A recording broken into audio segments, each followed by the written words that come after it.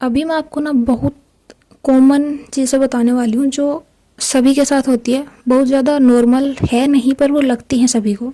जैसे कि अपने आपने सामने बुक खोल के रखी हुई है, लेकिन आपका बुक में जो चीज़ें हैं ना उन पे ध्यान नहीं है। आप कुछ और ही सोच रहे हो, अपनी अलग ही चीज़ें सोच रहे हो जो पॉसिबल ही नहीं है होना। उसके बाद आप टॉयलेट में बैठे हो, अगर आप मोबाइल नहीं लेके गए तो आप कुछ भी सोचे ही जा रहे हो।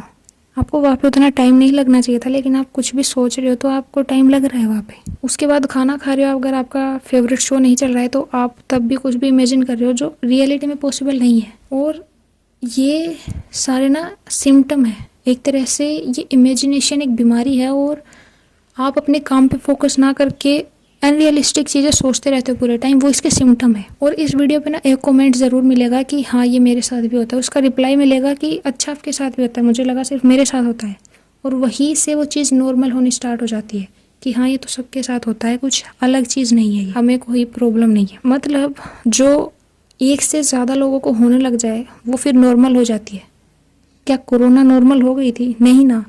तो ये इमेजिन करते रहना पूरे टाइम ये कोई नॉर्मल बात नहीं है, बहुत कॉम्प्लेक्स चीज़ है ये, आपसे बहुत कुछ छीन के ले जा रहा है ये इमेजिनेशन। और इमेजिनेशन इस चीज़ के ना 3 मेन रीज़न होते हैं, जिनमें सबसे पहला रीज़न है कि बहुत ज़्यादा टाइम तक फ्री बैठे रहना। दूसरा रीज़न है कि बहुत ज़्यादा ही स्क्रीन टाइम होना आपका, चाहे आप काम के लिए कर रहे हो, चाहे आप कुछ और देखने के लिए कर रहे हो, लेकिन मोबाइल बहुत ज़्यादा यूज़ कर रहे हो। और तीसरा सबसे बड़ा रीज़न है फेलियर। अभी कैसे रीज़न है ये सब इस आपकी इमेजिनेशन के प्रॉब्लम के, ये मैं बताती हूँ आपको। तो देखो, सबसे पहले जब आप बहुत ज़्यादा फ्री बैठे रहते हो ना, तो उस टाइम पर आपका ब्रेन रेस्टिंग स्टेट में होता है। और जहाँ पर ब्रेन को लगता है कि हमारे पास करने को कुछ है नहीं, हम पूरा फ्री बैठे हैं, तो वो कुछ ऐसी चीज़ें इमेजिन करने लग जाता है जो आप कभी बचपन में सोचते थे कि हाँ मुझे बड़े होकर ये करना है। जैसे कई बार आप स्कूल में बैठे सोचते हो कि यहाँ पर आग लग जाए तो मैं सभी को बचाऊँ, चोर आ जाए तो मैं सभी को बचाऊँ। ये सारी चीज़ें, क्योंकि आप बचपन में तो आपके पास पूरा टाइम होता है, तब आप कुछ भी सोचते रहते हो। और वो बड़ी हो गए, जब आप बड़े होने के बाद फ्री बैठते हो ना, तो वही चीज़ आपके माइंड में आती है। और ये इमेजिनेशन आपको रियलिटी से दूर ले जाती है, और रियलिटी से जो दूर जाता है ना, उसका सक्सेसफुल होना मुश्किल होता है। तो ये कोई नॉर्मल तो है नहीं कुछ। दूसरा रीज़न स्क्रीन टाइम। आपको ये पता होते हुए भी कि आपकी खुद की कंडीशन कैसी है, आपको अपनी लाइफ नहीं चाहिए होती, अपनी लाइफ को बेटर नहीं करना होता, आपको एग्जैक्ट जो सामने वाले की लाइफ है वैसी लाइफ चाहिए होती है।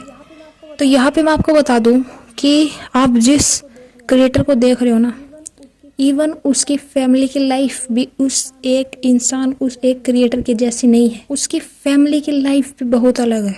वो सब कुछ जो फेम है, वो पैसा है, या फिर अपने बच्चे को अकेला बाहर भेजना, ये सब कुछ फैमिली को बहुत ज़्यादा टेंशन भी देती है बहुत बार। तो वो क्रिएटर अगर अपनी लाइफ को इंजॉय कर रहा है ना, तो इसका मतलब ये नहीं कि उसकी फैमिली भी इंजॉय कर रही है वो सब कुछ। तो यहाँ पर जब वो अपने फैमिली को सेम टू सेम लाइफ नहीं दे सकता, तो आप उसके जैसी लाइफ कैसे वो कर सकते हो? हाँ, आप मेहनत करो, कंटेंट क्रिएशन करो, कुछ भी करो, पर फेम पैसे के लिए दूसरे की लाइफ से इन्फ्लुएंस होके नहीं।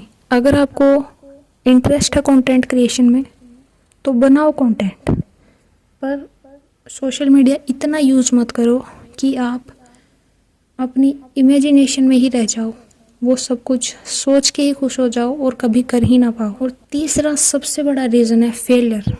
मतलब कोई स्टूडेंट जो कि बुक खोल के कुछ भी इमेजिन कर रहा है, अपनी पढ़ाई के अलावा कुछ और फालतू की चीज़ें सोच रहा है जो पॉसिबल नहीं है, या फिर जो पॉसिबल करने के लिए जो वो कर रहा है वो करना नहीं है, कुछ अलग करना है उसको, तो वो उसका मेन रीज़न ना उसका फेलियर का डर रहता है। एग्ज़ाम से 10 दिन पहले ये इमेजिनेशन और ज़्यादा बढ़ जाती है कि मेरी प्रिपरेशन तो हुई नहीं है, मुझसे एग्ज़ाम तो होगा नहीं, हम कंटेंट क्रिएशन कर लेंगे एग्ज़ाम होते ही। जहाँ से उसका ब्रेन, उसका माइंड, उसकी बॉडी डोपामिन रिलीज़ करती है, जिससे उसको इमीडिएट खुशी मिल जाती है। वो अपनी पढ़ाई भी नहीं करता फिर कि हाँ मुझे तो कंटेंट क्रिएशन ही करना है, पढ़ाई करके क्या, और फिर वो कंटेंट भी नहीं बना पाता क्योंकि उसका कभी इंटरेस्ट ही नहीं था। वो तो बस एग्ज़ाम के फेलियर के डर से वो सोच रहा था कि हाँ मैं ये कर लूँगा। तो ये 3 रीज़न ना बहुत सारे स्टूडेंट की, बहुत सारे लोगों की लाइफ ख़राब कर देते हैं। इमेजिनेशन, एक्सपेक्टेशन, ये सब कुछ बहुत ज़्यादा डेंजरस हो जाती है अगर आप टाइम से इनको संभालते नहीं हो तो। इमेजिनेशन भी एक लिमिट तक होनी चाहिए और एक्सपेक्टेशन भी एक लिमिट तक ही होनी चाहिए। और उसके बाद ये वीडियो मेरे चैनल की पहली वीडियो है जिसको मैं बिल्कुल भी लॉन्ग वीडियो नहीं बनाना चाहती थी, बट ये टॉपिक कुछ ज़्यादा ही सीरियस था और कुछ ज़्यादा ही नॉर्मल बना दिया था इस टॉपिक को, जिसकी वजह से मुझे लॉन्ग वीडियो बनानी पड़ी। और इन सब चीज़ों को आप कैसे सॉल्व कर सकते हो, ये अगर ये वाली वीडियो 10,000 व्यूज़ हिट कर जाती है, इतनी ख़राब क्वालिटी के साथ, इतना ख़राब बैकग्राउंड के साथ, बिना फेस के, क्लियर वॉइस भी नहीं है, फिर भी अगर ये वीडियो पुश हो जाती है, यूट्यूब इसको पुश करता है कंटेंट को देख के, तो अगली वीडियो में मैं ज़रूर बताऊंगी आपको तीनों चीज़ सॉल्व। कहीं ना कहीं आपको पता भी है, लेकिन फिर भी अब आपकी एक अलग दुनिया हो चुकी है, आपके दिमाग ने एक अलग दुनिया बना चुकी है जहाँ पे आप खुद से किसी प्रॉब्लम का सॉल्यूशन नहीं सोच पा रहे हो। और ठीक है, अभी हम इन चीज़ों को नॉर्मल बनाएंगे। इमेजिनेशन को दूर करना, अभी तक इमेजिनेशन नॉर्मल थी, अब इमेजिनेशन को दूर करना नॉर्मल बनाएंगे हम लोग। तो thank you so much for watching, thank you so much YouTube. आप जितने भी व्यूज़ जहाँ तक भी इसको पुश करो, वो शायद मेरे कंटेंट को देख के ही करो।